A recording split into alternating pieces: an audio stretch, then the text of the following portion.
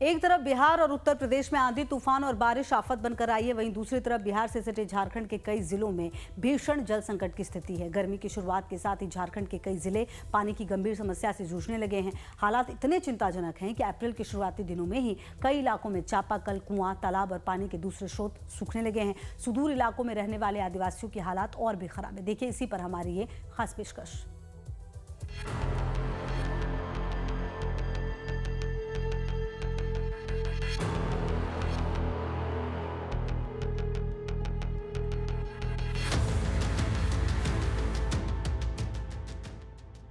आसमान से आग बरसाता सूरज और बूंद बूंद पानी के लिए तरसते लोग। गर्मी आते ही झारखंड के कई जिले भीषण जल संकट की चपेट में हैं। पारा के चढ़ते ही हालात बद से बदतर होते जा रहे हैं। रांची में भी लोगों को भारी जल संकट का सामना करना पड़ रहा है। लोगों को पीने का पानी भी बमुश्किल मिल पा रहा है। हम खड़े हैं दुर्बा डैम में और यहाँ पर जो पानी का जो कह सकते हैं कि जो संचरण है, खासतौर पर जो भंडारण है, वो बहुत तेजी से घटता जा रहा है। इस मौसम में जो कि कह सकते हैं गर्मी की सिर्फ अभी शुरुआत हुई है और अभी से पानी का जो लेवल है वो काफी नीचे जाता दिख रहा है। रांची शहर में तकरीबन 12 से 15 लाख घरों में जो पानी की सप्लाई पानी है उस पर उसकी निर्भरता है। ग्राउंड वाटर की स्थिति भी खराब होती जा रही है। कई मोहल्लों में ग्राउंड वाटर में काफी नीचे और काफी ड्राई देखा जा रहा है और वो भी शुरुआती समय में। इस ध्रुवा डैम के अलावा गेतल सूद, कांके और रुक्का, ये 4 डैम है जहां से कि पूरे रांची शहर को पानी का सप्लाई किया जाता है। ज्यादातर लोगों की निर्भरता इसी डैम के पानी पर है, यानी कि सप्लाई के पानी पर है। लेकिन जिस तरह से पानी का स्तर गिरता जा रहा है और बीच में अगर बारिश नहीं हुई तो पूरे शहर में जल संकट गहरा सकता है, उससे आप इनकार नहीं कर सकते। बात रांची की करें तो यहाँ की लगभग आधी आबादी यानी करीब 10 से 12 लाख लोग सप्लाई के पानी पर निर्भर हैं। लेकिन हालात ये हैं कि रांची वाटर सप्लाई प्लान जैसी योजनाएं अब तक पूरी नहीं हो सकी हैं। रुक्का डैम का जल स्तर 7 अप्रैल 2025 को 1922 फीट दर्ज किया गया, जबकि पिछले साल ये 1924 फीट था। कांके और धुरवा डैम की हालत भी चिंताजनक है। हरमू और विद्यानगर जैसे इलाकों में बोरवेल सूख चुके हैं। लोग पानी के लिए टैंकरों पर निर्भर हैं। देखिए, हम जिस जगह पे खड़े हैं ये रांची का हरमू इलाका है और इससे सटा हुआ विद्यानगर है और उसके बाद सुखदेव नगर। इन 3 जो बड़े इलाके हैं, यहाँ पर जो आबादी है बहुत ही सघन आबादी है। लोगों का जो डिपेंडेंसी है वो यहाँ पर या तो तालाब है या फिर जो ग्राउंड वाटर है। ज़्यादातर जो ग्राउंड वाटर हैं इस इलाके में वो कम से कम अभी फिलहाल जो लेवल है वो गिरता जा रहा है। कई ऐसे बोरिंग हैं जो फेल हो चुका है।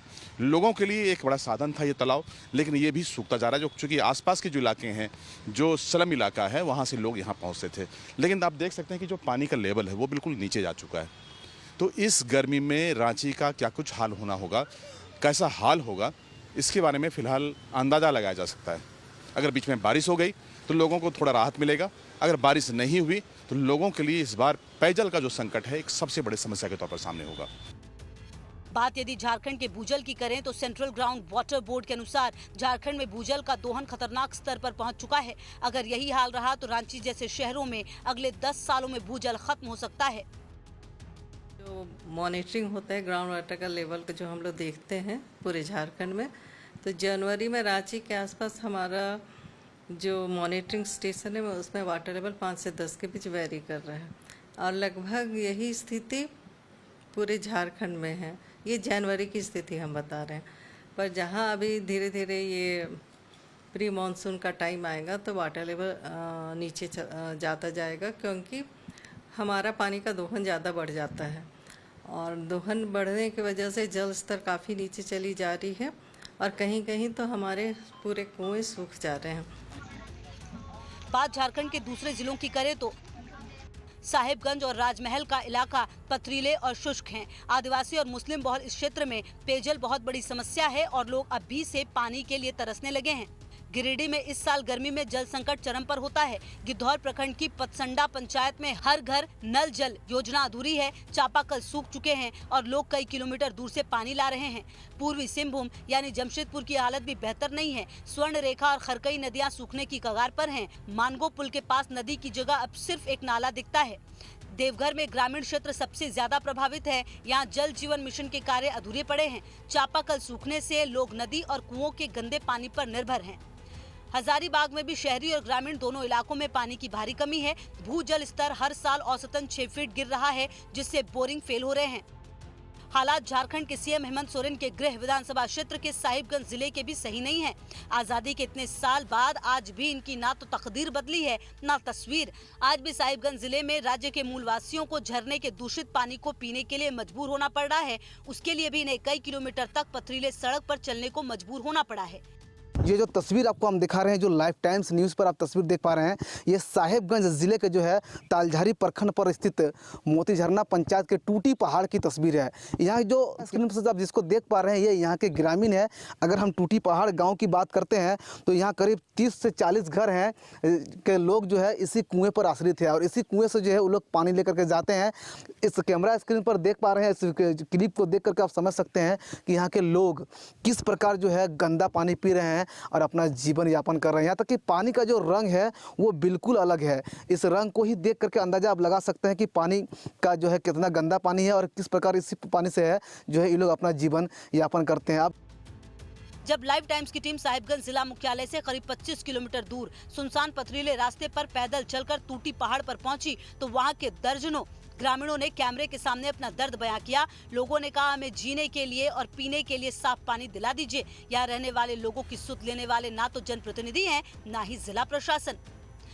2 घंटा से 3 घंटा इंतजार करना पड़ रहा है पानी के लिए। यहाँ पे पानी अगर हम देखें तो गंदा पानी यूज हो रहा है। गांव में हम जाके देखें, बच्चा लोग बीमार में पड़ जाते हैं। दिक्कत होगा, पानी में दिक्कत है, बुढ़ी आदमी है, गिरता है फिरता है। हमको आदमी भी डेट हो गया, बहुत दिक्कत में रहता है।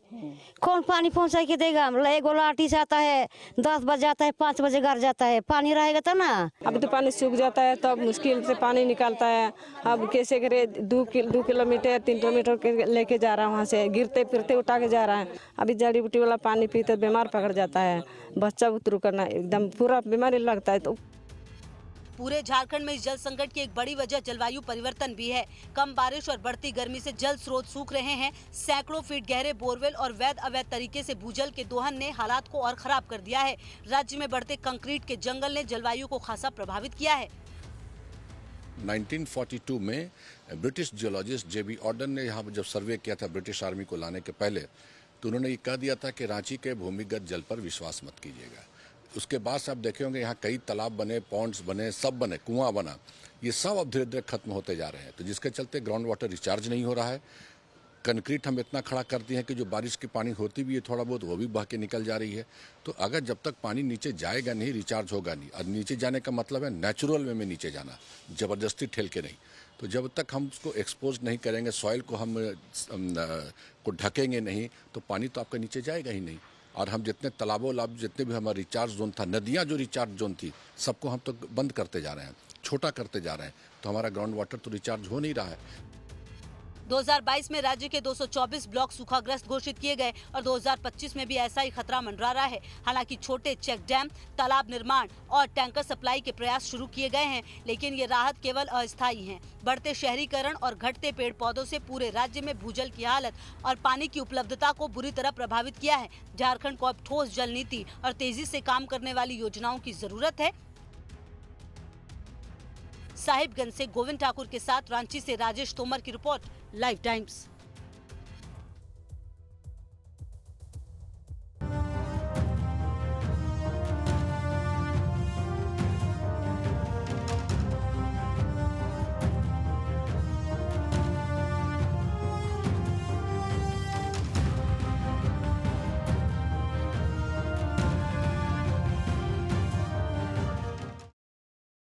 देखिए, झारखंड का पाकुड़ भी गर्मी के मौसम में भीषण जल संकट से जूझ रहा है। यहाँ पानी की परेशानी को दूर करने के लिए 217 करोड़ की योजना बनाई गई, लेकिन 9 साल बीत जाने के बाद अभी भी लागू नहीं हो पाई है। दूसरी तरफ बोकारो में गर्मी से निजात पाने के लिए लोग फ्रिज की जगह देसी तरीके का इस्तेमाल कर रहे हैं। आपको एक रिपोर्ट दिखा देते हैं।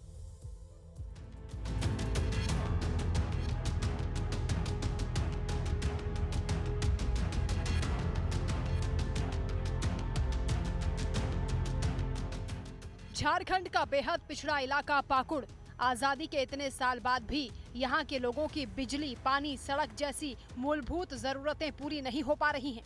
गर्मी के दिनों में यहाँ के लोग हर साल भीषण जल संकट का सामना करते हैं।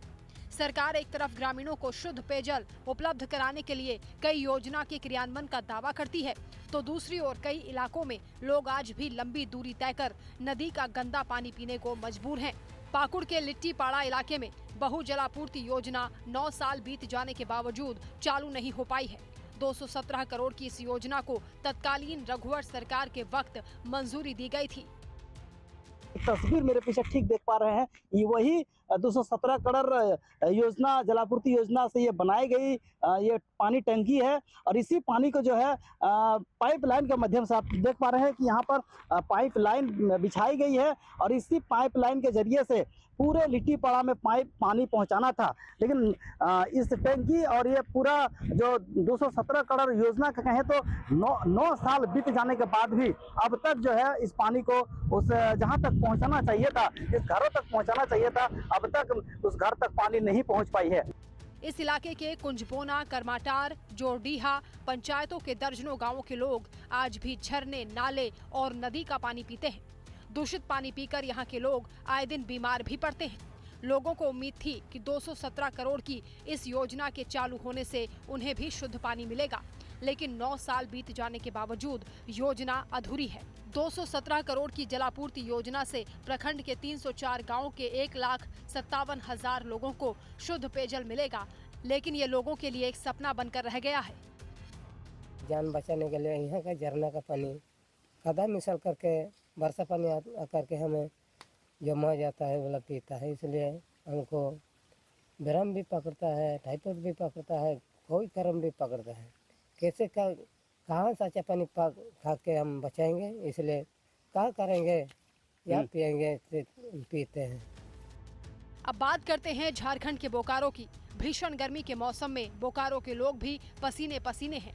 डीप बोरिंग किए जाने के कारण जल स्तर बहुत नीचे चला गया है। गर्मी के दिनों में पानी की समस्या और भी भयावह स्थिति में पहुंच गई है। तालाबों की सफाई नहीं होने और वहां मौजूद गाद से जल संकट बढ़ गया है।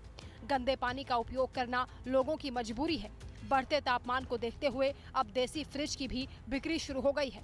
बोकारो में अलग अलग जगहों पर ग्रामीण क्षेत्रों से आए कुम्हार देसी फ्रिज यानी सुराही, घड़ा और कई अन्य मिट्टी के बर्तनों की बिक्री कर रहे हैं। लोग मिट्टी के बर्तन के ठंडे पानी से प्यास बुझाने के लिए बड़ी तादाद में इसकी खरीदारी भी कर रहे हैं। मिट्टी का बर्तन लेने से आरामदेह बहुत है। मिट्टी का बर्तन से जो पानी का स्वाद आता है और जो ठंडापन आता है बहुत अच्छा आता है। जो फ्रिज का हम लोग जो पानी पीते हैं उससे बहुत सारी बीमारियां भी होती है, शरीर के लिए नुकसान है वो, और घड़ा का पानी पीने से शरीर के लिए फायदेमंद। हम ये मटका लेने आए हैं, मिट्टी वाला बर्तन है। कितना अच्छा है गर्मी के दिनों में? बहुत अच्छा रहता है, लाभदायक भी है, ठंडा भी रहता है। मेरे पास फ्रिज भी है लेकिन हमको यही पसंद है। लोगों का ये कहना है कि फ्रिज का पानी पीना हानिकारक है। ऐसे में मिट्टी के बर्तन का पानी पीने से प्यास भी बुझती है और शरीर में बीमारी भी घर नहीं करती। वहीं इसे बेचने वाले कुम्हारों का ये कहना है कि घड़े और सुराही बनाने में काफी मेहनत लगती है। लोग कीमत को लेकर जरूर बात करते हैं, लेकिन बढ़ती महंगाई के दौर में इससे समझौता करना मुश्किल है। कितना कैसा बिक रहा है? ओ 200, 250, 150, जिसका जैसा दाम है, जैसा घड़ा है, जैसा सुराही है, 300, 250, 150 लोग आ रहा है खरीदने के लिए। हाँ 200 आ रहे हैं। क्या बोल रहा है? अरे बोलता है 200 रुपया के 150 में दीजिए, 100 में दीजिए, तो वैसे करने से होगा? बोलिए, वैसे करने नहीं। इतना हम लोग साला माटी में माटी मिलन होता है, इतना हम लोग खाटते हैं। कोयला के दाम 1 क्विंटल कोयला के दाम कम से कम 500 रुपया, भाड़ा लग गया 1600 रुपया एक गाड़ी में। बोकारो से संजीव कुमार के साथ पाकुड़ से संजय कुमार, लाइफ टाइम्स।